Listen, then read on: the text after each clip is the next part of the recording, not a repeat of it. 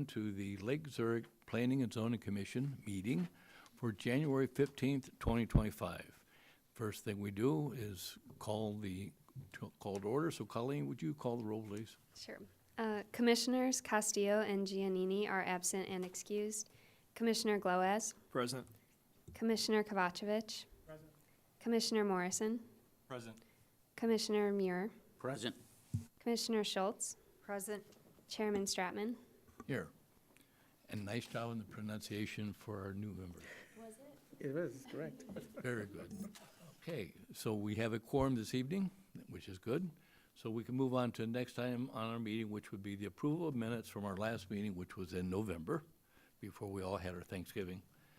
So if everyone's had a chance to look at the minutes, if there are any changes that we need to reference or not? Okay, hearing none. Then do I have a motion to approve the November 20th, 2024 PCC minutes as presented? So moved. Second. Thank you. Call the roll, please, Colleen. Commissioner Gloaz. Aye. Commissioner Kovacevic. Aye. Commissioner Morrison. Aye. Commissioner Muir. Abstain. Commissioner Schultz. Aye. Chairman Stratman. Aye. The minutes have been approved as submitted to us, so we can move on to our next item. We have public hearings this evening. Agenda item 4. There are 2 for the consideration. So I'll open the public hearing for the following applications. Application PZC 2025-01 for a variation to allow for the construction of a 6-foot-high fence in the interior side and rear yard of the property at 1265 Country Club Road.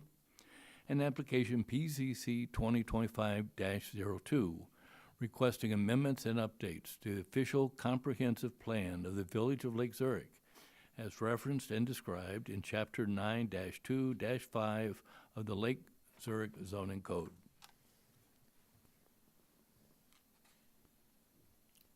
Need a motion? So moved. Second. Okay, thank you. Call the roll, please, Colleen. Commissioner Gloaz. Aye. Commissioner Kovacevic. Aye. Commissioner Morrison. Aye. Commissioner Muir. Aye. Commissioner Schultz. Aye. Chairman Stratman. Aye. Okay, so those wishing to speak or comment at the hearings tonight will now be sworn in. Please raise your right hand while I read a statement to swear you in. Do you swear that the testimony you're about to give will be the truth, the whole truth, and nothing but the truth? I do. Good. When you come to the podium, please sign in on the sheet at the podium, and at the beginning of your statement, please state your name, spelling it out if necessary, and stating your address for the record. All comments will be addressed to the PCC chair. Any members of the public wishing to comment will be invited one by one to the podium to provide their comment. The chairperson may limit repetitious or inappropriate comments and impose reasonable time limits in accordance with any rules of the PCC. The applicant will be given the opportunity to present their application. After the applicant's presentation, the PCC members will be able to ask questions one by one of the applicants, and discussion can occur. After the PCC questions have been addressed, public testimony will be received, and PCC commissioners' comments or additional questions can ensue. After all persons are given the opportunity to speak, the hearing will be closed or continued, and the PCC will move into deliberation. The applicant may be given the opportunity to respond to questions posed by either the members of the PCC or village staff during deliberation. However, no more formal testimony will be taken after the hearing is closed unless the chair decides otherwise. Once all deliberation has ended, the PCC will vote on a recommendation to the village board on the matter. So, the first item is going to be the application for the variation to allow for the construction of a 6-foot-high fence in the interior side and rear yard of the property under PZC 2025-01 at 1265 Country Club Road. Staff, can you confirm that proper notice was provided of this item? Yes, Mr. Chairman. And can you introduce the applicant? Yes, thank you, Mr. Chairman. Good evening. Happy New Year to all of you. Welcome back. This evening we have the property owner, Ms. Alexandra Copania, here to make a brief statement, present her application, and answer any questions that you may have. Ms. Kopani, we also have some of the slides that'll appear on the Okay. screen if you'd like to talk to them, talk about them, and you can advance them Oh, with the okay. arrow keys Sure. on the computer. Okay, wonderful. Thank you. Good evening. So I'm here on behalf of myself and my husband, Victor Kalanko, regarding the 6-foot fence variation that we're requesting in the back of our property. Our property is, the elevation in the back of the property is a little bit different, especially in terms of the neighbor's side. So a 5-foot fence wouldn't be something that would benefit us from the safety aspect of our family. So even this afternoon, we had a very big coyote walk through, and we have multiple bucks and deer and everybody else, whole families walking through. So it's a little bit unsafe for our 2 little girls that are running around out there. We're proposing a 6-foot black aluminum, oh, there it is, ornamental fence in the back of the property. It's not an eyesore, it's not a wall, it's not anything like that. So it's just something that will give us a little bit more protection from the wildlife that crosses through our property quite a bit. And I think that's all I really have to say at this point. Okay, Alexandra, we did see in the packet that you did have your neighbors' Yes. consent as well? Yes, we do have all of our neighbors, they signed and approved a letter that we had provided for them. We explained to them what the fence would look like and where it would be placed, and they all agreed, so. Okay. And as the commissioners all know, when we get our staff report, we see in it, there's font that is green regarding the response to the requirements. If it's green font, it's telling us that everything's met. If there's yellow, there's a caution, and if there's red, that means they see problems relative to compliance with the code. In your instance, there is some yellow Okay. regarding the no other remedy aspect as far as the exception requesting. However, they do conclude, staff concludes, that although there are other remedies, they really don't meet what it is you're wishing to accomplish. So they still recommend, despite the yellow font to us, they recommend the variation be approved, despite the partial variance, compliance, I should say. So commissioners, do we have any questions for the petitioner? No? Okay. It will probably be some deterrent, however, we've just saw recently on the TV, the fact that there's a coyote in the city of Chicago that decided to take up residence in the Yes, at the deli Aldi. section. At the Aldi. So they can be rather creative, so I don't know that the fence is going to solve all of it, but at least it will provide a deterrent. And it looks like to be an attractive product that you're going to go with. Yes. So I think that's all good. If we have no questions? Are we ready to move to deliberation? Mr. Chairman, if you'd like to open it up to the audience. Forgot. Is there anyone in the audience wishing to address this item? Thank you, Soros, I forgot that. All right, hearing none. Aaron, you don't have an objection or comment? I have a son, I'm in full. Yeah, All you right. understand. Okay, good. All right. They're huge. In that case, then I would entertain a motion to close the public hearing and move into deliberation on this application PZC 2025-01. So moved. Second. Call the roll, please, Colleen. Commissioner Glowaz, Aye. Commissioner Kovacevic, Aye. Commissioner Morrison, Aye. Commissioner Muir, Aye. Commissioner Schultz, Aye. Chairman Stratman. Aye. No, nothing else to say? No, very No? straightforward. No, okay. In that case, I would entertain a motion on application PZC 2025-01 to receive into the public record and staff review of compliance of this application with the zoning standards as presented by staff, and to receive the testimony presented by the applicant, by members of the public, which we didn't have, and by the PZC members and village staff at tonight's public hearing. Make these standards and testimony a part of the official record for the application and findings of the PZC. And, flipping the page, to recommend that the village board approve the application for the variation to allow for the construction of a 6-foot-high fence in the interior side and rear yard of the property within the R5 Single Family Residential District. So moved. Second. Call the roll, please, Colleen. Commissioner Glowacz, Aye. Commissioner Kovacevic, Aye. Commissioner Morrison, Aye. Commissioner Muir, Aye. Commissioner Schultz, Aye. Chairman Stratman. Aye. It's been recommended by us to the village board, and it will appear at the village board. At a meeting in February, I'll reach out to you and let you know what that date is. And then when that happens, they will remove that ugly sign from the front of your beautiful home. Okay. I'll get in touch with her. I'll let you know what that date is, all right? Okay, All right. thanks. You can Moving on leave. to the next item on our agenda, it's application PZC 2025-02 regarding an update to the Lake Zurich Comprehensive Plan. It's an application by the village requesting amendments and updates the official comprehensive plan of the Village of Lake Zurich as referenced and described in Chapter 9-2-5 of the Lake Zurich zoning code. Staff, can you confirm that proper notice was provided on this item? Yes, we did provide notice of the public hearing in the local newspapers. And would you reintroduce to us the consultants from TESCA?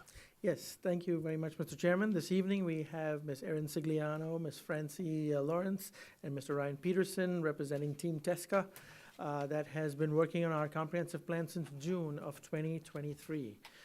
We have gone through a number of public meetings, input sessions, stakeholder interviews, staff check-ins, including an event this evening that was at Vault 232 to open up the draft plan to the community. And so this evening, as part of the technical aspect of adoption of the comprehensive plan, we have to go through this public hearing to consider the amendment to our zoning code to reference the updated version of the comprehensive plan. And here to make a presentation is Erin Sigliano. All right, thank you. And by the way, the turnout tonight at your event was, I think, amazing. We were saying before the meeting started, given the weather and everything, that number of people came out to see what work you've done, I think speaks very highly of what you're doing. So thank you. Agreed. It was a celebration, and we're grateful to everyone who did come out. It was a full house. Good evening, everyone. I'm Erin Sigliano with TESCA Associates. We are back to present the draft comprehensive plan.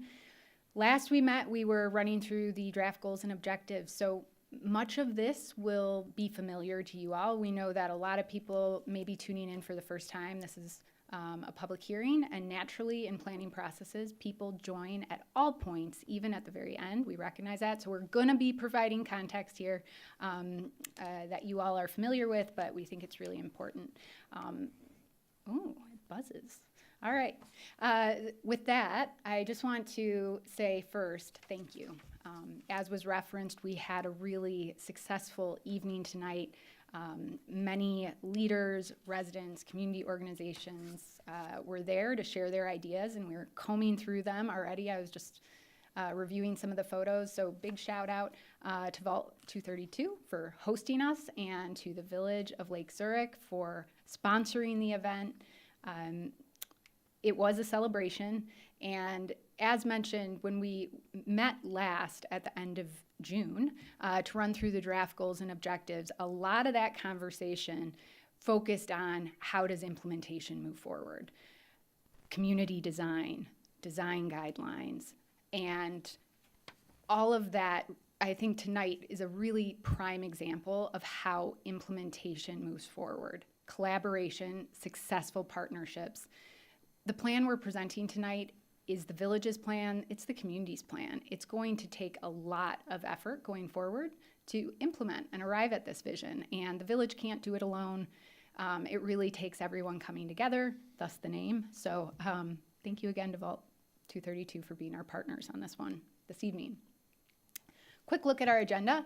We're going to provide some context on the comprehensive plan, visioning recap, how did we arrive at all of the items we're presenting, draft chapters and key initiatives will be touched on, and then look ahead to next steps with implementation. Notably, the last chapter of this is waiting to be built out. We want the input from the community tonight. Going forward online, you can access the draft plan and submit input that way, as well as feedback and discussion that takes place here. There were some questions when we posted the document of who is the team behind this? I guess we were a little elusive. So we're not the great and powerful Oz.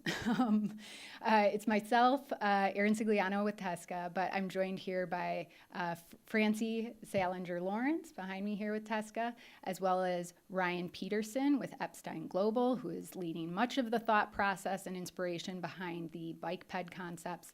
Not here is Todd with Egret and Knox, and he supported a great deal of the data, the land use, the analysis that was provided up front, as well as support on the design guidelines, which we're going to hit on. But that's only part of the team. A huge part of this effort is about the resident experts, the community, the dedicated staff that we had calls with every single month going through this process, if not one, but 2 or 3. Local leaders, commissioners, trustees coming out to the events and really guiding this and providing valuable feedback. So thank you to the full team, which goes much beyond ourselves. Quick look at our project timeline. So this is an 18-month comprehensive plan. Seems long. I promise this is fairly standard. It took us about 9 months for the community visioning phase. That ended in March of 2024. From there, we got down into the weeds of drafting the plan. And so we prepared that, working closely with staff, refining it over time, and we posted that to the project website on January 1st. So hopefully you've had 2 weeks to review some of that. Next steps is obviously gaining input and a recommendation to go forward to the board for their recommendation and adoption. So what did all that work behind the scenes over the last few months arrive at? These primary chapters.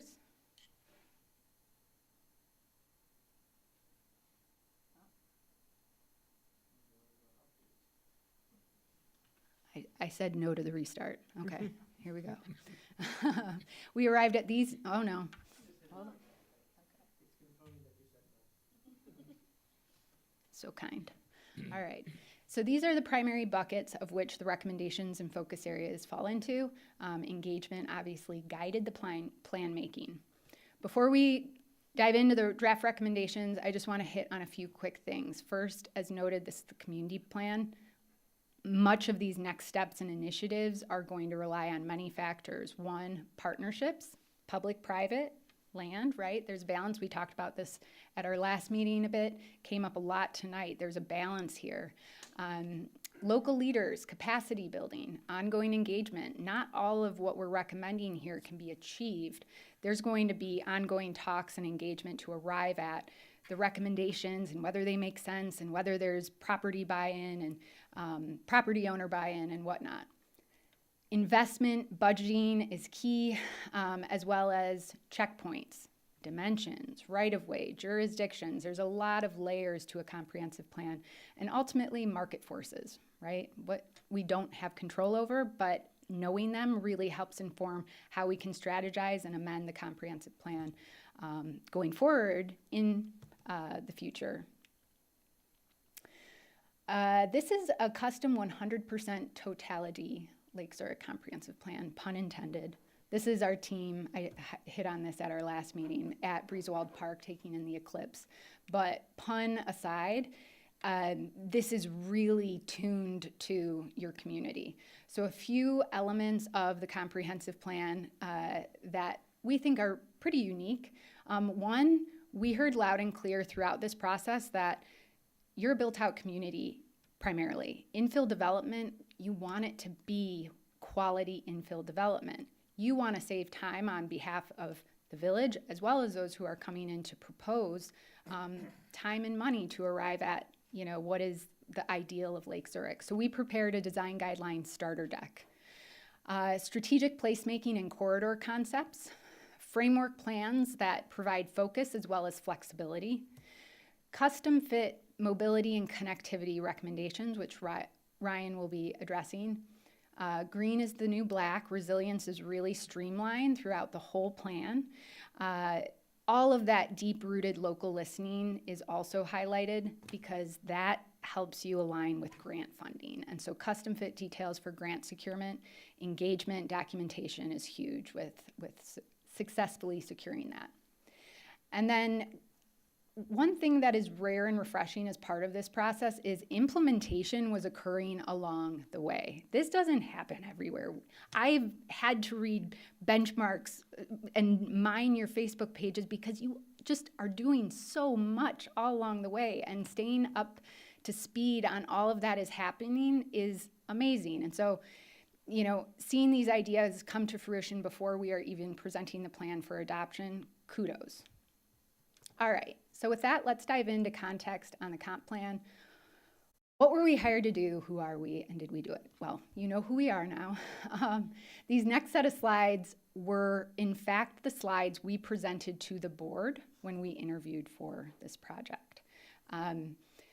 We highlighted the fact that staff had paused actually on preparing the in-house comprehensive plan because the pandemic happened. They were challenging, exciting times. They continue to be. We are learning from those hybrid work environments. What are the opportunities given the general workforce and ebb and flow in life? We also touched on the opportunity of strategic placemaking and planning, addressing what these opportunities are.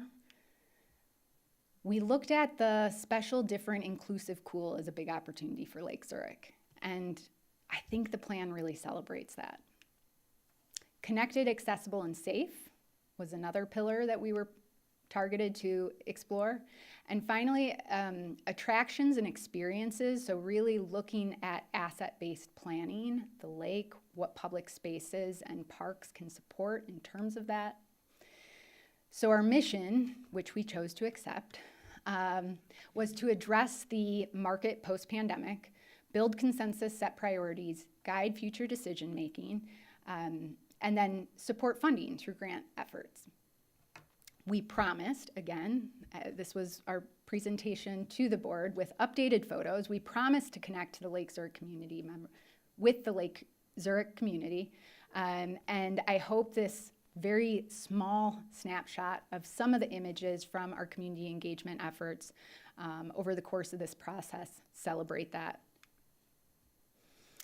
We started with active and early listening. We prepared an engagement plan with staff. This was really robust. We detailed all the steps we were going to hit and how we were going to really arrive at consensus in the best way we could.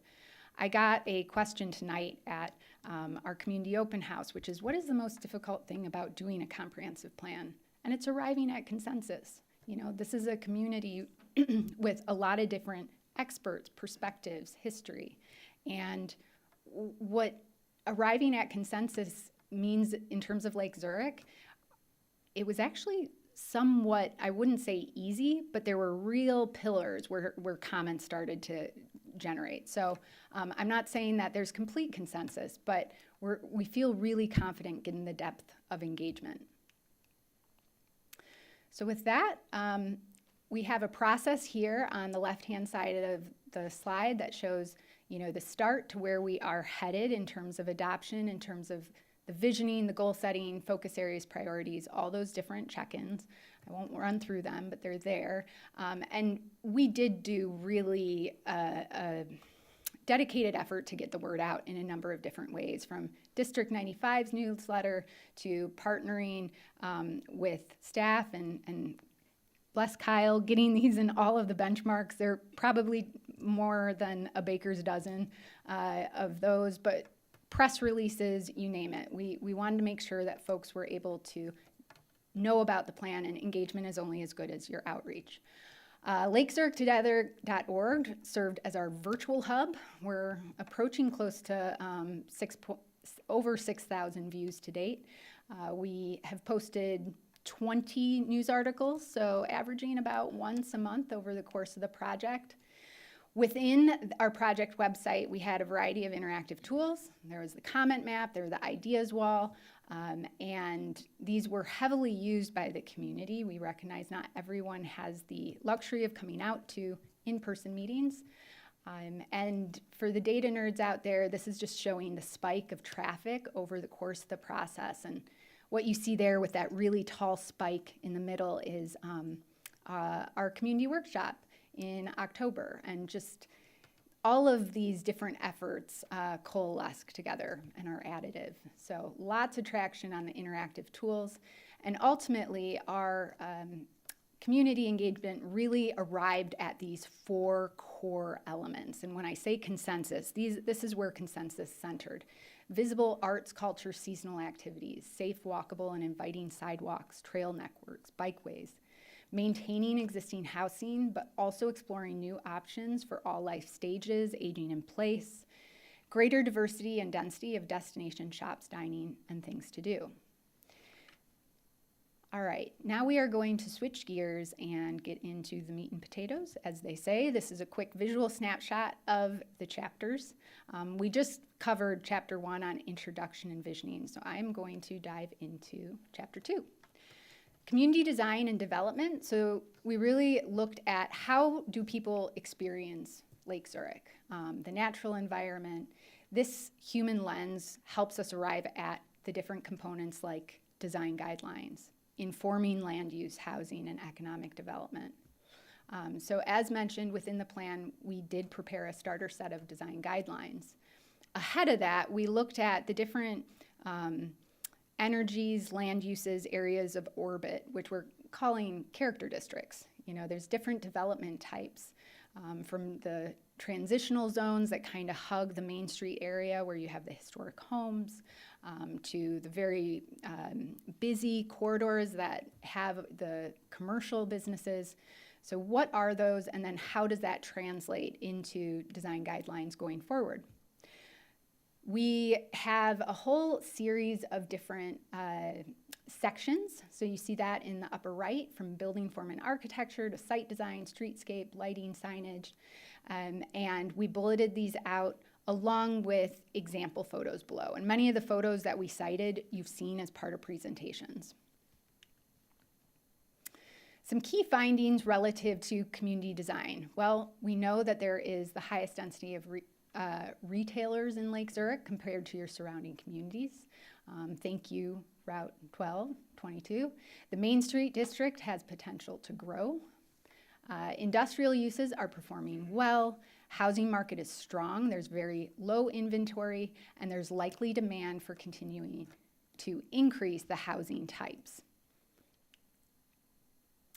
In terms of the focus for housing, this really centered on, and we heard the comments tonight also hit on this, is how can we make sure that Lake Zurich is a community for all life stages? How can we age in place and not have, one of the comments tonight was focusing on senior housing that you can buy, not rent. There's sense of ownership and pride in having options and being able to downsize, and you want to get rid of the lawnmower, but you still want these different avenues. And so what we highlighted in the photos here are photo examples of an array of different housing types, from mixed-use buildings that might be appropriate in the Main Street District, 2 or maybe 3 stories, where you start to put feet on the street, right?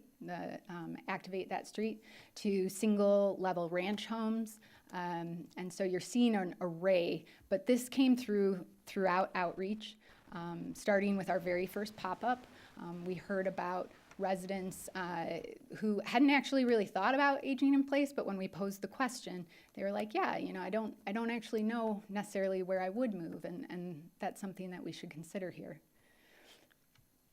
Land use is an important part of comprehensive plans. I won't get into all of the detail on here. You're welcome to dive into it, but given Lake Zurich is a largely built-out community, when it comes to future land use, this really starts to hone in on identifying strategic opportunities relative to annexation. What would go there if the village decides to annex? And looking at the Main Street area, the gateway components, these are some of in a built-out community where future land use starts to change from existing land use.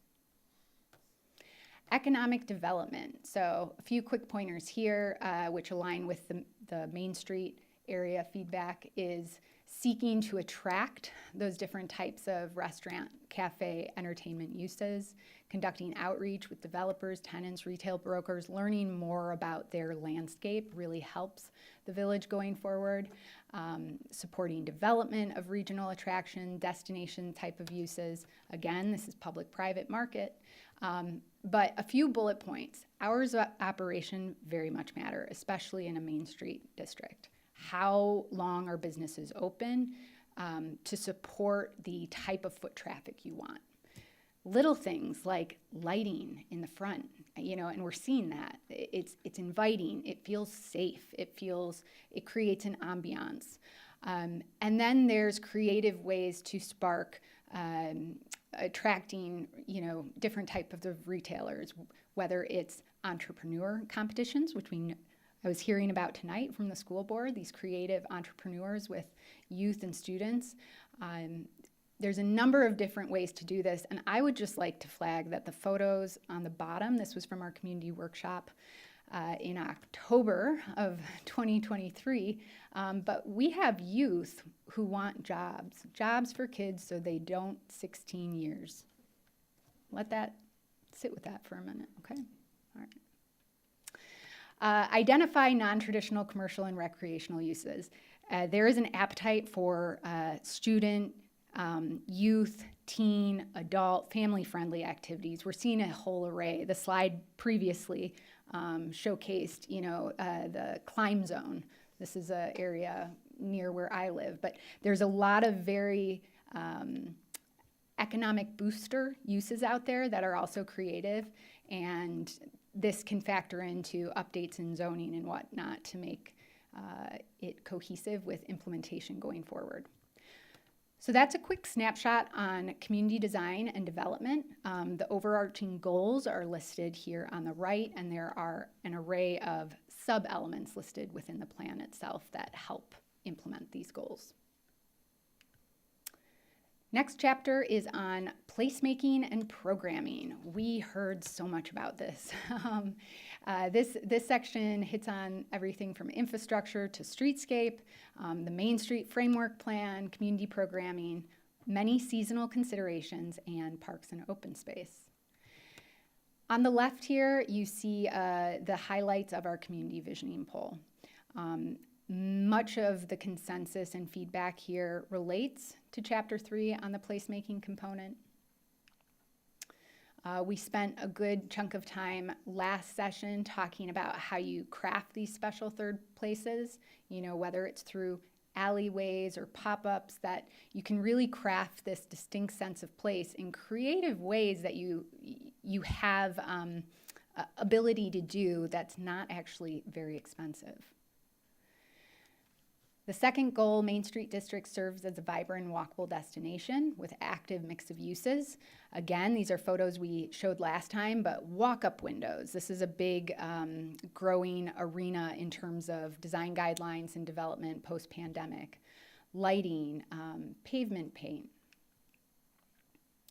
So the chapter itself outlines priorities, potential. It also hits on the importance of streetscape as the chicken and the egg, right? How do we make Main Street the vision that has been talked about for a long time? And knowing that these are private properties, the village really can hone in and focus in on their streetscape and arrive at creating this attractiveness that businesses then start to clue into, and that is happening. So we framed out the Main Street District Framework Plan. This is a very detailed plan that looks at the various opportunities within the Main Street District. And how did we arrive on these? Well, a lot of it was from engagement, but a great deal of it too. The development concepts that you see here, these are concepts. This isn't written in stone. This is flex with focus.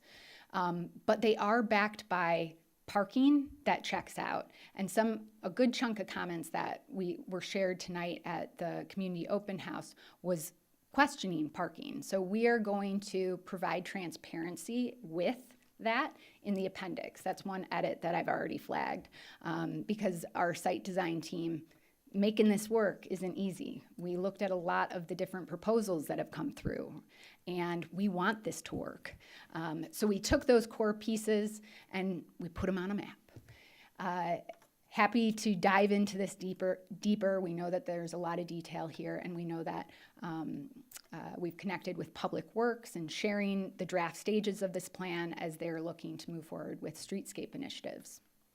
We provided development precedents, focus with flex. It's important to have some ideals in terms of setting expectations of what we want this to look like on a more pedestrian walk-by level. Who's familiar with the term hygge? Anyone? Yeah. All right, it's a Danish word. It basically means cozy. But there's a lot of different ways to bring the seasonal opportunity of being by a lake into programming. And so we've hit on some of these, they're inspiration ideas, and happy to explore that, but really taking advantage of this seasonal scope. We also included inspiration images from places that we think really align with the vision. And this can be really helpful because you can connect with these places and understand the implementation behind the scenes. So Rapid City in South Dakota has a community green that then they turn into an ice skating rink in the wintertime. We spotlighted Wilmette Streetscape at our last meeting, but the power of bump outs and creating this additional space for outdoor dining. We've heard loud and clear that a community green and public space as part of whatever happens with Block A is really important, right? And so River Place Plaza in Cedar Falls has a really great example of that. And then local example, Lake Geneva, right? So this is Wrigley Drive.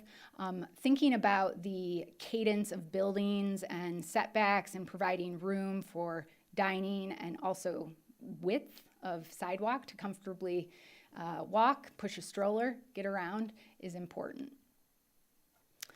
So the primary takeaway from Chapter 3 is also looking at it from an asset-based planning approach. You all are doing so much in the way of events and programming, and people love it.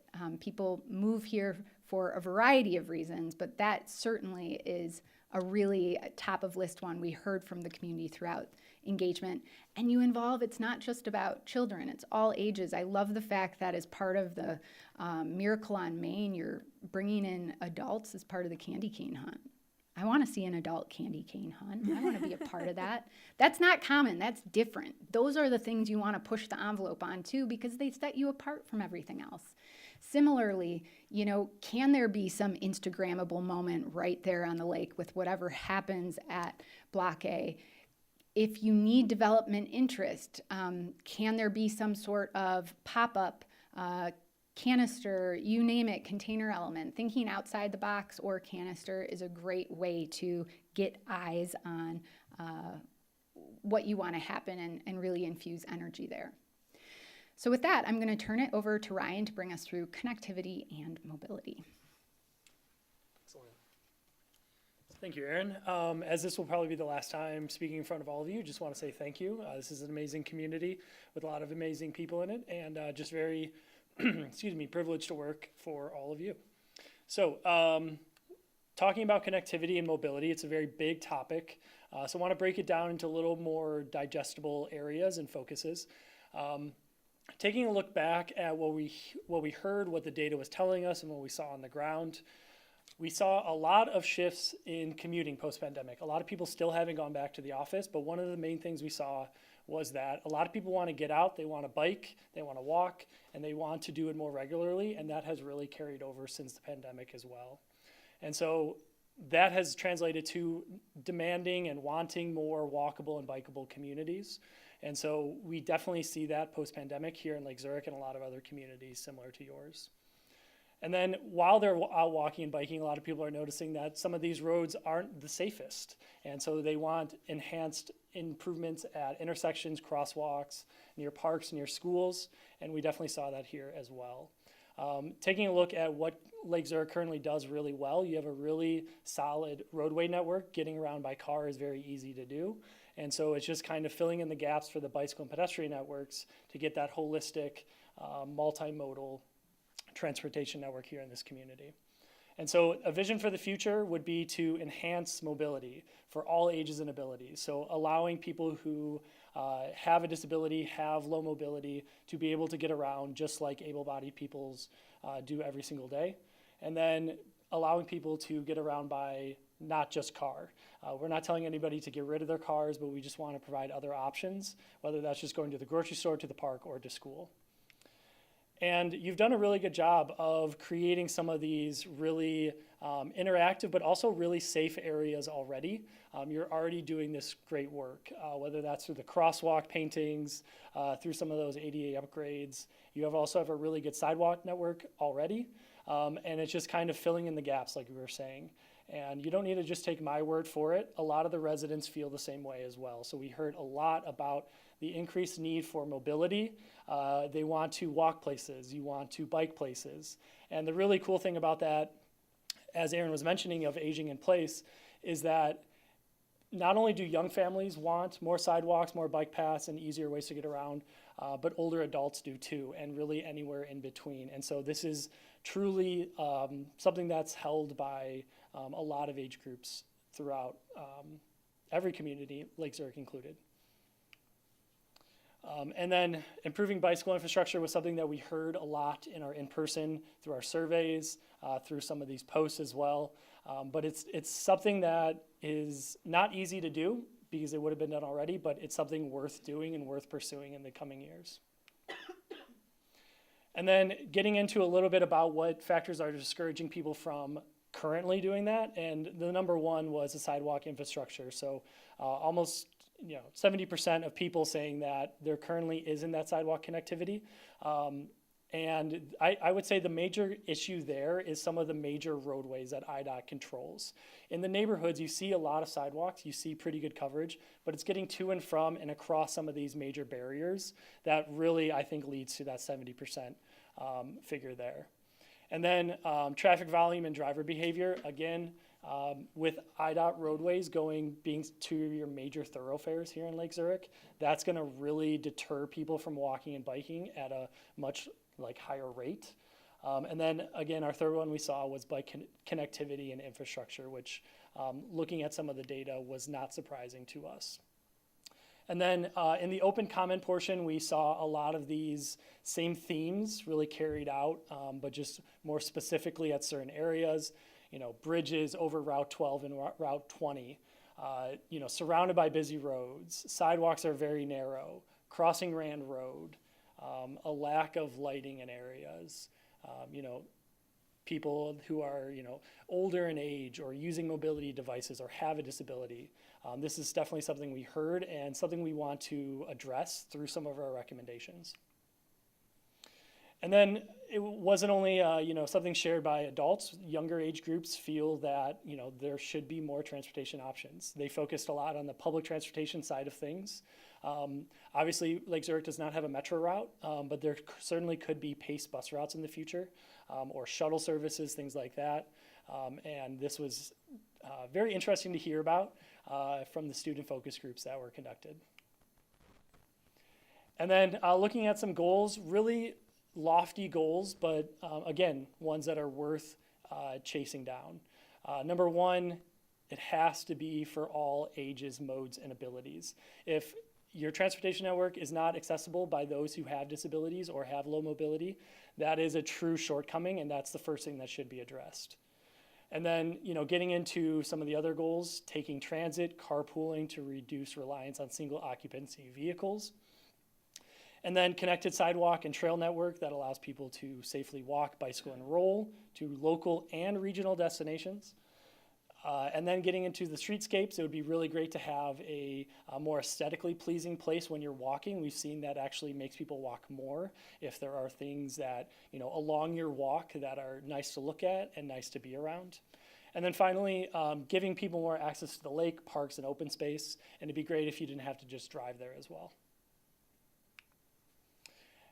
So you've seen this chart, I believe, before at my past presentation, but we took a look at walkability, which basically means it's not just the existence and presence of sidewalks, but it's also the safety at intersections, it's places to walk to. And so in green, you see high walkability. And in the downtown areas, in the more central parts of Lake Zurich, you do see higher walkability scores. And then as you go out towards the outer limits of Lake Zurich, you start to see that walkability decrease. And unfortunately, that is where a lot of people currently live. There's a lot of neighborhoods, a lot of schools in those areas. And so addressing the walkability in these areas is going to be critical moving forward to just have that basic ability to walk and feel comfortable and safe while doing it. And this is our network design and priorities. So all the dotted lines are places where we are recommending at a long-term vision to have bicycle facilities on these roads. In green are off-street recommendations, so those would be your 8-foot side paths that would be separated from traffic. And then blue would be places where we feel that there could be on-street or bike lanes or shared lanes, things like that.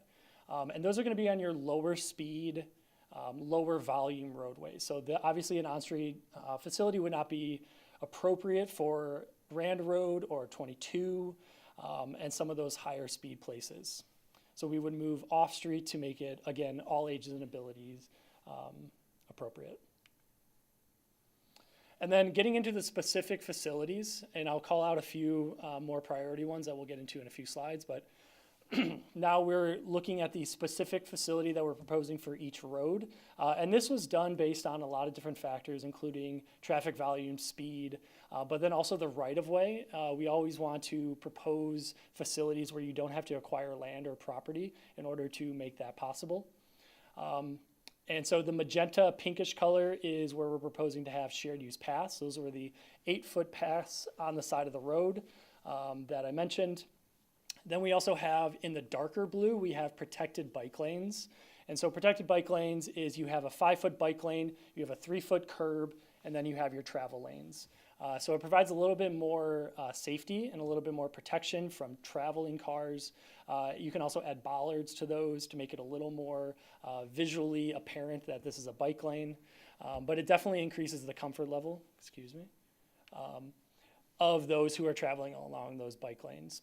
And then in the light blue, mostly down here in the southeast corner, we have some traditional bike lanes, which are just your striped 5-foot bike lanes, and then you have your travel lane. And then in the light green color, we have the neighborhood greenways. Basically, those are just shared lane markings on the roadway itself. There would be no bike lanes, but just it would indicate that this is a place where bikes, can travel on, and you might see them traveling. And the pavement markings indicate that. And then a little bit harder to see on this screen, but we also are proposing where to put new pedestrian facilities where there currently aren't any. With the universal mobility design in mind, we want almost every road in Lake Zurich to have a sidewalk on at least one side long term so that people can get around their neighborhood safely and just kind of move about their community at a greater rate. So I mentioned there's a couple priority projects we want to jump into. This is one that I was very excited about on Oakwood Road, a very industrial area, a lot of truck traffic. And so we are proposing to have a protected bike lane along Oakwood and actually traveling west onto Rose as it becomes bushing and then goes down to 22. The reason for the protected bike lane is the high amounts of truck traffic that goes along Oakwood Road, and to give a little bit more protection and visual indicators to the trucks and the bicyclists themselves that they have their own separate space to increase that safety and comfort. And then this is one we actually had a lot of conversations about tonight at the open house, which is a shared use path, or the Lake Loop as we're calling it. So this would be on the north side of Old Rand Road as it travels along the lake. Currently there is a sidewalk here. We are proposing to upgrade it to a shared use path. You are allowed to put a shared use path 5 feet away from the road as long as the road is curbed. If it's not curbed, you have to be 10 feet away from the road. And so contingent upon the implementation of this would be curbing Old Rand Road and providing a curb there. If that was done, then you could place it within the village's right-of-way for the most part, and no property acquisition would be required.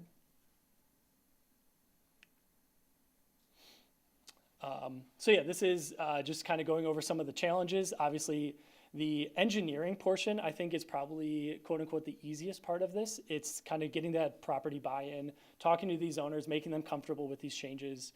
And so there's definitely going to need to be that. And then the funding aspect as well. There are a lot of state grants, a lot of federal grants currently out there for types of facilities like this, especially more marquee kind of community generating and really kind of ambitious projects like this. But I think the property buy-in here is really critical. And, some of this, making a more bike and walking friendly community is not just about the infrastructure and the things you're building, it's also about the programming. And so bike rodeos here are a really great way, oftentimes partnering with your local police department, to talk about bike safety, how to operate as a bicyclist safe and responsibly. Going into the schools, talking with them about that. There's actually a state law now that you have to have curriculum about biking and walking safety within your schools. It doesn't require you to do kind of the hands-on training like you see in the picture here. We always do recommend that. Getting kids out on bikes is really great. But it doesn't really stop there as well, going all the way up to like driver's ed. Getting that education from when they start driving is really critical, and teaching them how to be safe in an automobile around bikes and pedestrians as well. And then, as I mentioned, universal mobility. So that's a sidewalk or a shared use path on one side of every roadway. It's a very ambitious and a very lofty goal. And it would take probably 20 to 30 years to fully accomplish. But prioritizing the sidewalks that really lack those connections and really stop a lot of people from walking and biking more often, putting in those crosswalks, thinking about pedestrian bridges over some of the IDOT roadways that really prevent people from navigating their community would be really critical in these coming years. And then working on getting all those sidewalks out there. And then part of our look was taking some of these intersections where we hear a lot of people either avoid entirely or just really dread going to. We provided different improvements on how to make them safer and more comfortable to navigate. So that is within the plan as well. But we will keep going for the time being. Very encouraging, as Aaron was saying, was that the village has already started a lot of these things and started to implement them at a pretty rapid rate, which is very encouraging to see. And one of the things that is already being done is grant funding for some of these projects. So hopefully, in the coming years, we'll start to see some of these ideas come to fruition, start engineering, and then a little bit further down the line, start construction as well. I believe this is my last slide. Once again, thank you all, and looking forward to questions at the end. Thank you, Ryan. All right, I'm bringing us home with the final two chapters, and then we're gonna look for you all to speak and share any questions or comments. So I'll quickly review chapter 5, which focused on the corridors and special areas of Lake Zurich. So the comprehensive plan ultimately is about the entire village, but we know there are certain areas of town that warrant maybe a more focused special attention. So here, one of those areas was the Main Street area, which Aaron talked about already, and so that obviously warranted its own focus. But in this chapter, we really focus on Route 22 and Route 12, and we look at infill opportunities for infill development, potential for annexation, urban design opportunities, and those community gateways, which I believe we've already annotated on other maps. They're shown here as well. This is kind of that big picture look at all those special areas of Lake Zurich. So you have the community gateways highlighted with those orange circles, annexation opportunities with the hatched lines. Our Route 12 and Route 22 corridors are highlighted here, and then those bike ped concepts, which Ryan just talked about, are here as well. So this is kind of the areas of special attention in Lake Zurich that are going to be important for plan implementation. So Route 22, with both these corridors, what we did is looked at both infill in tandem with urban design opportunities. As Aaron has talked about, so we've made this point, hopefully those things go hand in hand. You don't necessarily get that private development without the complementary urban design and all of those things that combine to make a place attractive to both visitors and the retailer or the tenant, whoever the tenant is. So we've identified those sites, and the different colors reflect the potential future land use designation. So these line up with what you also will see on that overall future land use map. We don't have that level of detail for this presentation, but it's in the plan itself, and so the numbered icons correspond to each of those sites that are opportunities for infill development, and then we talk a bit about what opportunity might be there. The other icon annotations on the map talk about the gateway features, potential for intersection enhancements, which also aligns with all of the connectivity and mobility recommendations that Ryan talks about, segments that really could benefit from additional landscaping, screening, or berming to kind of make the corridor feel nicer as you're traveling along it. And then the stars are public art opportunities. So in addition to all of that, we have some higher level actions to consider for the entirety of the corridor. And it's not surprising, there's overlap between those on Route 22 and Route 12. They're ultimately somewhat similar corridors. There are unique areas on both, but generally we're talking about things like connectivity across parcels. So making sure if you visit one place, it's really easy to get to the next place. Maybe you park once and can walk there, or it's just at least easy to drive. Engagement with developers to recruit quality tenants and the kinds of businesses that we want, and high quality new development. Improving safety, making that public right of way nicer with decorative lighting, banners, streetscaping. Tonight, I heard I would also add to this, if we haven't made it clear enough, I heard a lot about traffic calming and the people who are traveling on these corridors and want to feel safe while they're there. Route 12 took a similar approach, and what I would call out here, we heard a lot from people about the community's love for Paulus Park, but how it can feel kind of hard and scary to get there sometimes. So calling out that segment near the park for increased traffic calming, landscaping, maybe there's a future development right across from it that kind of ties into Paulus Park and nearby along Whitney Road too, that strengthens that connection and makes this whole area even more of a draw for people. These photos, again, you've probably seen them throughout the process, but they're just really good examples that serve as inspiration imagery. And as the village works with private partners to implement these ideas, these can help to give some examples for what we mean when we say public art and how it can really liven up a blank wall, or green infrastructure and parking lots that serves as stormwater management and helps to reduce heat islands. Placemaking, which this is often an example where you have the overhead umbrellas or lighting or whatever it is. You often see it in a Main Street context, but there's no reason it also couldn't be in something like a more suburban corridor like Route 12 or Route 22.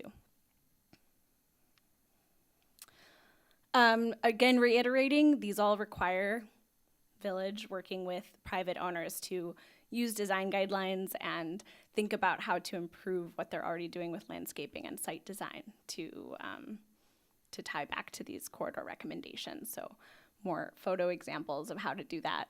Site design that puts the parking behind the building and makes that corridor more pleasant and engaging for people passing by, gateway signage,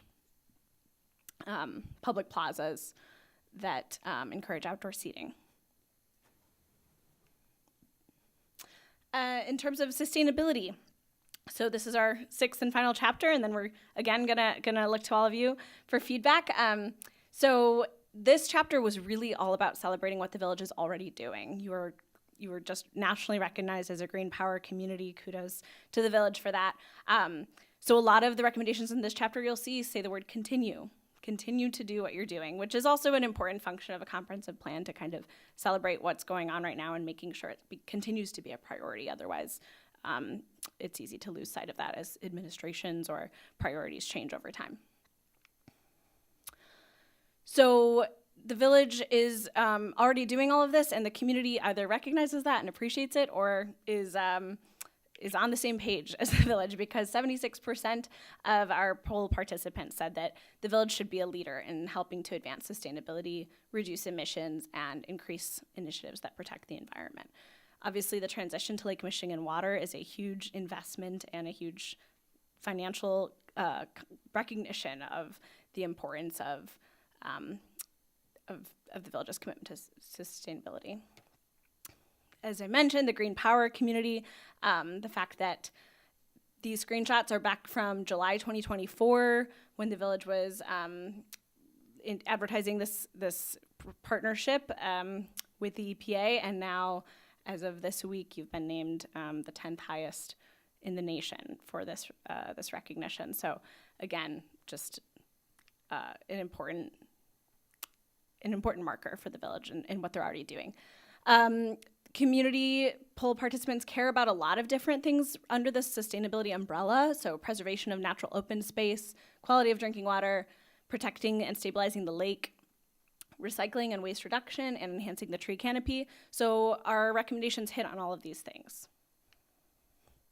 And we won't go through them all here, but these are kind of the main buckets they fall into: water, stormwater, the lake. We have a spotlight here on native landscaping. And again, these are all things that the village is touching in some way already and working on. And we are emphasizing the need to continue to do so. Again, plugging that sustainability really is embedded in the entirety of the plan. In almost every plan chapter, there's a link back to sustainability. So whether that's chapter 2 in the design guidelines, where we're talking about how private properties can put green infrastructure and sustainable elements into their sites. All of the bike ped concepts that Ryan talked about, those all ultimately advance sustainability by reducing car emissions if you're helping people to get out of their vehicle and walk and bike more. So all of these things really relate to each other, and that's kind of the beauty of a comprehensive plan, because it touches all those parts of the community and celebrates how this vision for the future has so many different components that the community has weighed in on. And with that, Erin's going to talk about the next steps. Thank you, Francesca. Yes, thank you, Francie. Green is the new black. All right. Kudos on the gigawatts of green power. Anyone else think of Doc from Back to the Future when gigawatts are mentioned? I had to abstain from including a photo. 1.21 gigawatt. Okay, next step. So chapter 7, that's next. It's a big one. It's implementation. It's what everybody wants to know. How do we bring the collaborative energy to the table? How do we put predictability in place relative to partners? What does this cost? I really thought Ryan's matrix on the different intersections and priority levels, that's a good analogy to what we're next step looking to do in terms of bringing this full circle for chapter 7. So we are going to be taking the feedback from the community open house we had today, from our discussion tonight, as well as over the course of the next week. That feedback that's shared online, we're going to apply it going forward. By the end of this week, we will be posting this to the project website. A benchmarks article will be going out, so there'll be access to this presentation. Get the word out to those folks that who may not already be involved. And pending discussion here and a recommendation, our next step would be to go before the board for their consideration in February and present that full plan with the draft implementation chapter, which we would also make available online ahead of that board meeting for feedback. So with that, thank you. We did it in about 45 minutes. Wow. Many of you were at our community open house tonight, so thanks for bearing with us. And we'd open up to questions. They can be pulled from this. They can be pulled from anything you wrote down. And thank you again, as Ryan said, for the opportunity. The past 18 months have been a true pleasure, and we've really, really enjoyed the process. Thank you, Erin.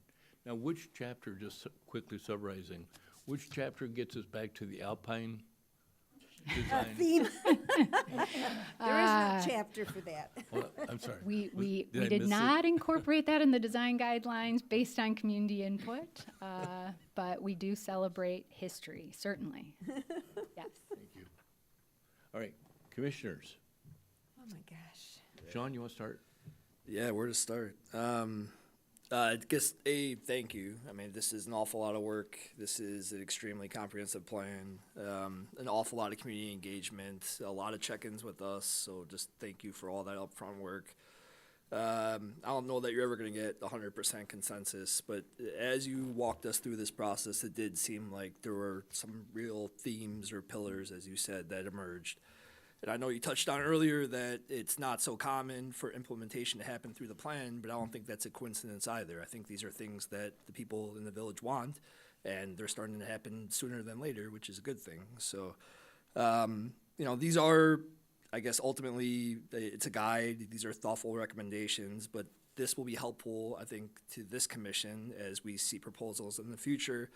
Takes away some gray area, especially around, design of developments, fit in area, gives us some better guidance on what should go where and what it should look like. And that is ultimately what I wanted out of this plan. So kudos to you all for that.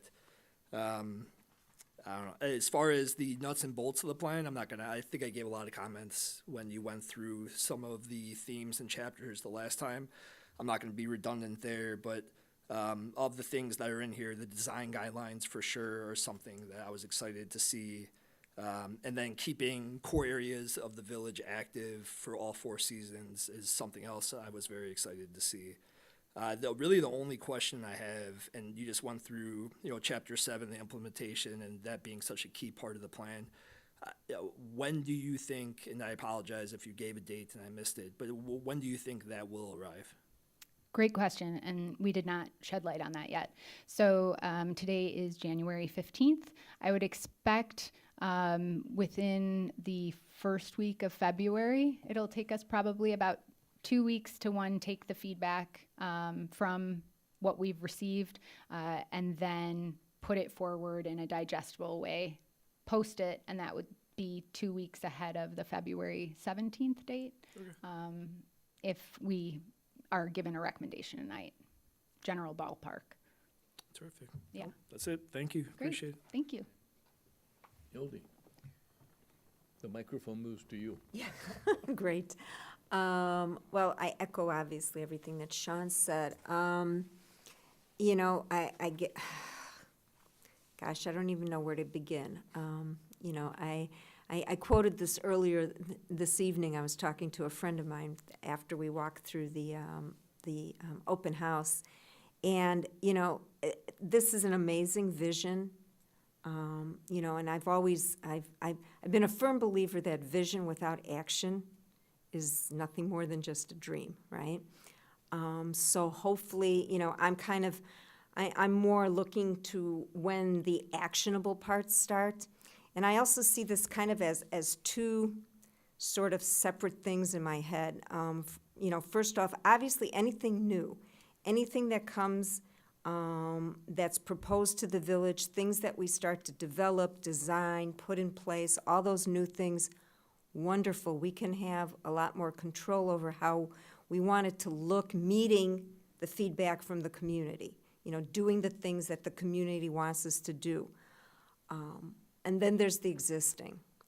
And you can't necessarily force people, and that's the part that's sort of, to uplift the village and put all these things into place is wonderful. But if existing things, look, design, everything stays the way it is, grandfathered in, we can't do anything about it, it is what it is, it's going to be a half well-developed village at best.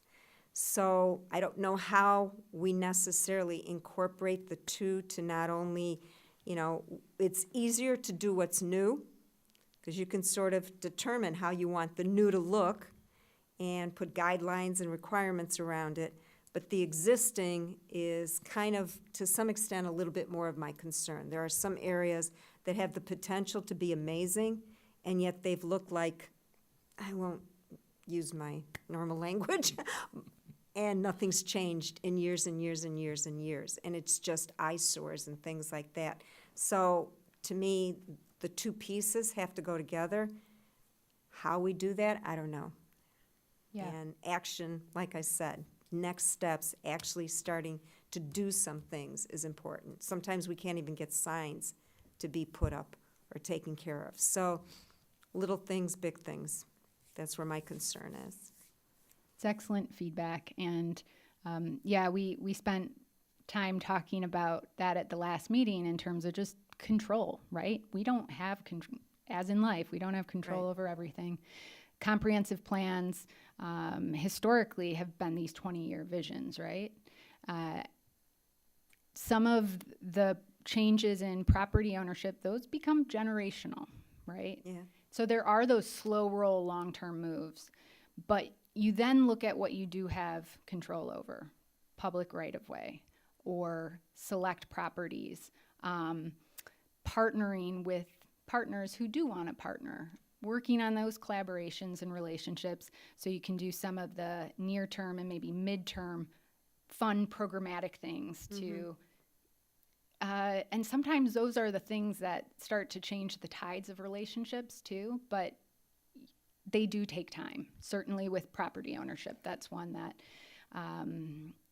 in terms of the implementation, we flag those near, mid, long term. So definitely hear you. We want it to be actionable as well, and the concept plan in Main Street, we want to highlight how action takes place in the implementation. And I think more transparency in terms of what we did under the hood on that will help. I know there were a lot of comments on parking, parking studies, love of green space within the community, community gardens, just reading through the comments tonight. So those are areas that we're already looking to enhance, both in terms of the plan, the implementation chapter, and the appendix, because there's going to be a lot more detail there that may be very advantageous as part of going out to when conversations happen with the development committee, right? They get in, it's a different audience. They Yes. want to know more, and the market, the numbers, the parking, all of that is important, yeah. I mean, it'd be great if we could just have one kind of, I won't say showstopper, but something big just happen fairly quickly. You know, because I think people go, yeah, it'll take 20 years and I'll be long gone by the time all this happens. So I think, quick wins coupled with very strategic, intelligent, long-term planning, I think is what keeps the momentum going. Because nobody wants to hear, yeah, in 20 years it'll be great. I want something to happen this year. I like your quick wins title. I may steal that. Thanks, Sylvie. Mr. Muir? Thank you. You guys put a lot of work into this as well as the community. It certainly does help the board with some guidelines and vision and stuff like that of what comes across us of making decisions and recommendations. I don't want to repeat what everyone else has said, so thank you. Thank you. Mr. Morrison? Yeah, it's hard to be fourth or fifth guy because it's already been said. Thank you, guys. This is amazing. I think kind of, I don't know, a question to kind of follow up what Illy was saying. Will some of this kind of spark inspiration in people who are kind of the lollygaggers, if you Yeah. will? Like if everything around them is changing and becoming more modern or updated, I mean, to me, that will kind of naturally start to get a momentum. Like you said, some quick wins can start building some momentum. Yeah. I don't know how, again, you can't control it. I mean, it's like the market, but I think a lot of that will come with a lot of these kind of strategic changes and stuff like that. Especially like some of the corridor gateways and artwork that you're talking about. I think a lot of that Yeah. can help spark that. And one of the things that I kept thinking about was, yeah, it's IDOT property, the roadways and stuff. How do you try to mitigate some of that? I'm trying to think of the word. Red tape? Not so much the red Sorry. tape. But no, it's a real good word. that's that big, slow moving wheel. To be able to try to, the volume of traffic and the behavior of traffic, you know what I mean? I don't know if I know like in the city of Chicago, they've done a lot of like boulevard stuff in the middle that it kind of makes it feel like it's imposing to the commuters, if like beautification of like boulevards or something like that. And I can see it in my mind on the north side of the intersection of 22 and Rand. There were a few photos that you had as kind of like a prototype, if you will, but streetscapes and stuff in the middle. Will things like that like be specific in the plan to try to help guide that? Yeah, and Ryan, feel free to chime in. When we were doing the corridor plan, there's areas within the IDOT framework where boulevards can support, for example, trees. You know, I flagged dimension as a checkpoint early on, as well as what can exist in terms of infrastructure in the shared use paths or sidewalks or pedestrian medians, which we know just make people feel safer. You're not trying to cross a river with your children, right? So there are constraints, and Ryan, I see you behind me, will be the better speaker to that. You want to chime in here? I think that's a really good way to put it, is that we're not going to functionally reconfigure how a lot of IDOT roads are designed. So we really have to paint around the edges a little bit and get creative. So street trees are a really great way that make people slow down naturally, because you now have a point of reference of how fast you're actually going. Pedestrian islands on these wide, massive roadways are really great ways to allow for individuals with disabilities that might not have the pace at which, you know, we walk at, and for children as well, and just for all age groups really. And, you know, painted crosswalks, you know, identifying that there's now something painted on the ground will make you slow down. And then when we're looking at intersections, we might not be able to control a lot of the roadways themselves, but looking at intersections, leading pedestrian intervals are, you know, when you get the walk signal, you have a 3-second head start on any of the cars getting the green signal. So it's just little things like that that can make the pedestrian experience so much better, like you were saying. The roadway itself is probably going to be the same, but there are ways to talk about green infrastructure, implementing those things, and making it all around safer. I'll also mention IDOT has a new transportation director named Gia Biaggi, and she actually comes from Chicago DOT. So I think there will be some, you know, changing perspectives down in Springfield.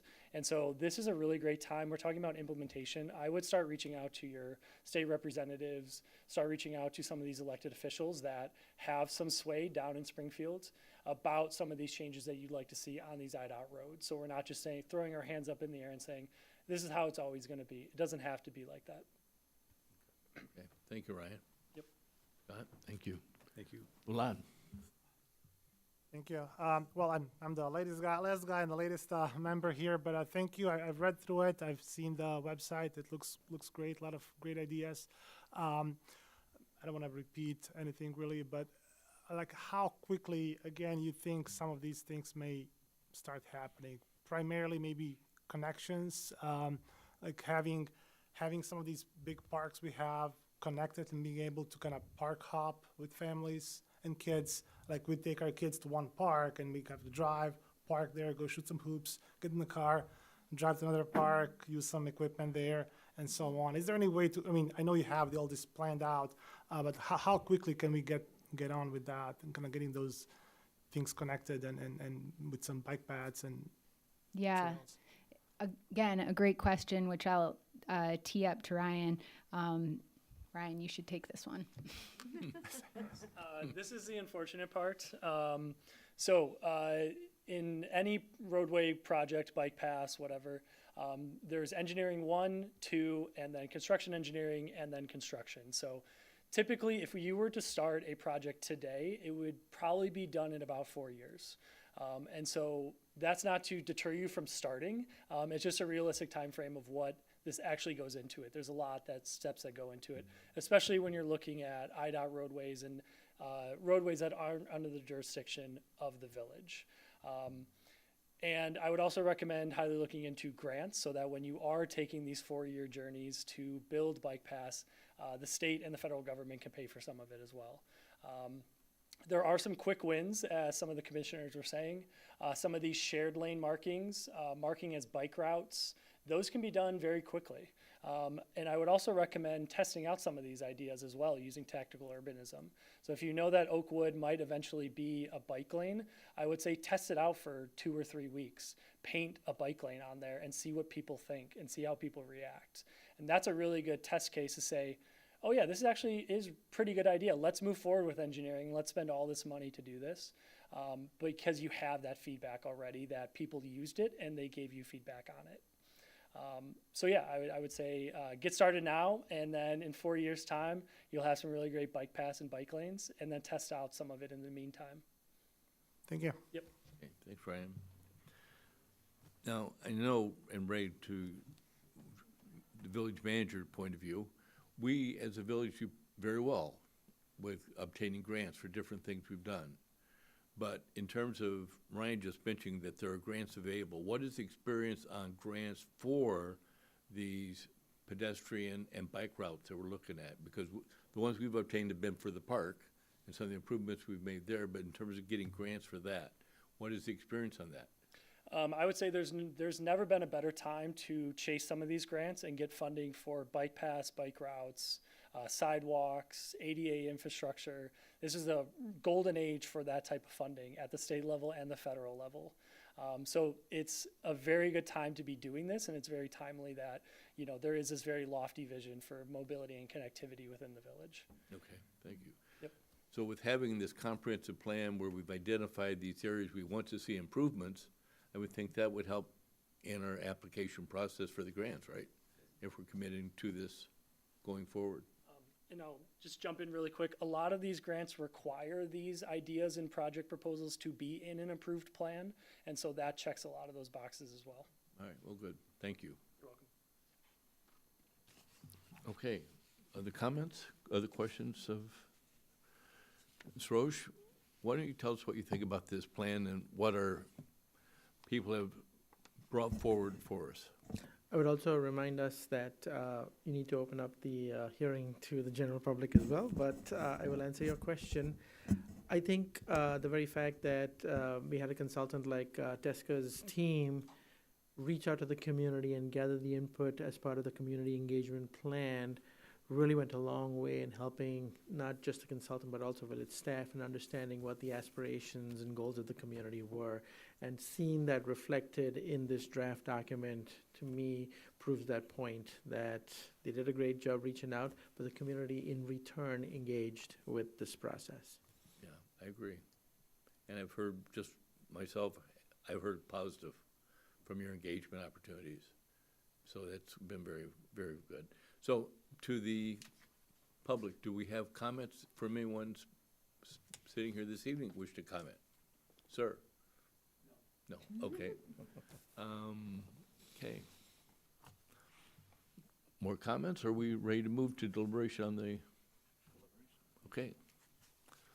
In that case, I would entertain a motion to close the public hearing and move into deliberation on application PZC 2025-02. So moved. Second. Call roll, please, Colleen. Commissioner Glowes, Aye. Commissioner Kovacevic. Aye. Commissioner Morrison, Aye. Commissioner Muir, Aye. Commissioner Schultz, Aye. Chairman Stratman. Aye. Okay, deliberation? So we can all say that we like what we've heard, Yep, okay, and we'd like to see it move forward, absolutely. but we want them to make it happen quick. Now. We're gonna make that a condition, Yeah, just yeah. so you know, Aaron, that's gonna be a condition. Prioritizing, yeah. Yeah, okay. Then, ready for the motion? Let's do it. Okay. I would entertain a motion to accept findings, recommend approval of application for application PZC 2025-02, and to receive in the public record the staff review of compliance of this application with the zoning standards as presented by staff, to receive the testimony presented by the consultants, Teska Associates, and their team members, by members of the PZC members and by village staff at tonight's public hearing, and to make these standards and testimony a part of the official record for the application and findings of the PZC, including that they do it quickly, and to recommend the village board adopt the official updated 2025 comprehensive plan of the village of Lake Zurich. So moved. Second. Call the roll, please, Colleen. Commissioner Glowaz, Aye. Commissioner Kovacevic, Aye. Commissioner Morrison, Aye. Commissioner Muir, Aye. Commissioner Schultz, Aye.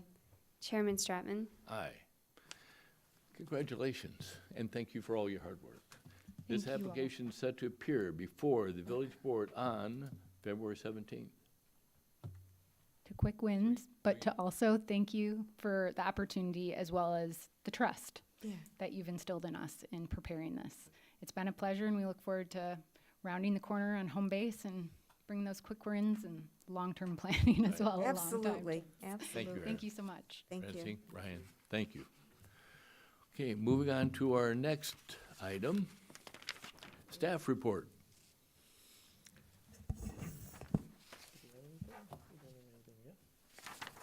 So for the upcoming February meeting, the deadline of which for submission is this Friday, we don't have anything yet.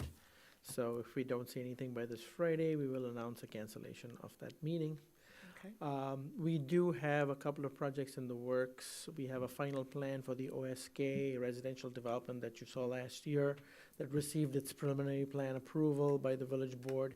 They will be coming in for final plan, which we'll review and then bring before you at a public meeting to make sure that it complies with the preliminary plan and make a recommendation to the village board. So that's kind of in the works at this Okay, time. and the OSK is the, The one at Old Rand Old and- Rand Road and Bushing. Yes, 670 South Old Rand Road.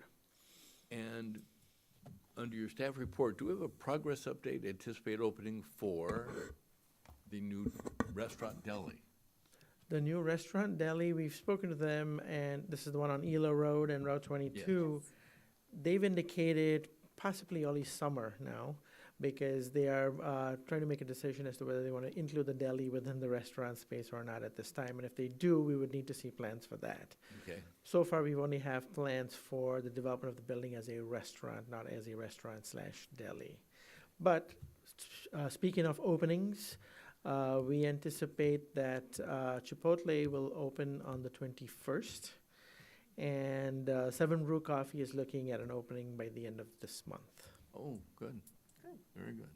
There's lights on every morning when I go past it. All right. What's going on with the Kmart property? No, I'm kidding. Seriously. The once-a-year question. Yeah, it's been a while. We haven't brought it up in quite a Yeah, while. no, absolutely. No, when did I last speak with Mark Hoffman? In October of last year. Typically, he reaches out to us when we have the International Shopping Center trade show in Chicago, because that's kind of about the time that he travels to the Chicago area. But he reaches out more to find out what's going on in Lake Zurich rather than to tell me where they are on their plans. And he typically says, well, we're still waiting for a partner. We are a patient company. It's kind of the same answer we get every year. So as of this time, I have nothing to report on that property. Well, he may have more time on his hands. The Vikings aren't going forward, so That's right. that frees up his schedule. Okay, nothing else? No, then I would entertain a motion to adjourn. So moved. Second. Okay, great. Thanks, Colleen. Call the roll. Commissioner Glowaz, Aye. Commissioner Kovacevic, Aye. Commissioner Morrison, Aye. Commissioner Muir, Aye. Commissioner Schultz, Aye. Chairman Stratman. Aye. We are adjourned. Thank you, everyone, and thank you. Thank Thank you you so very much. much. And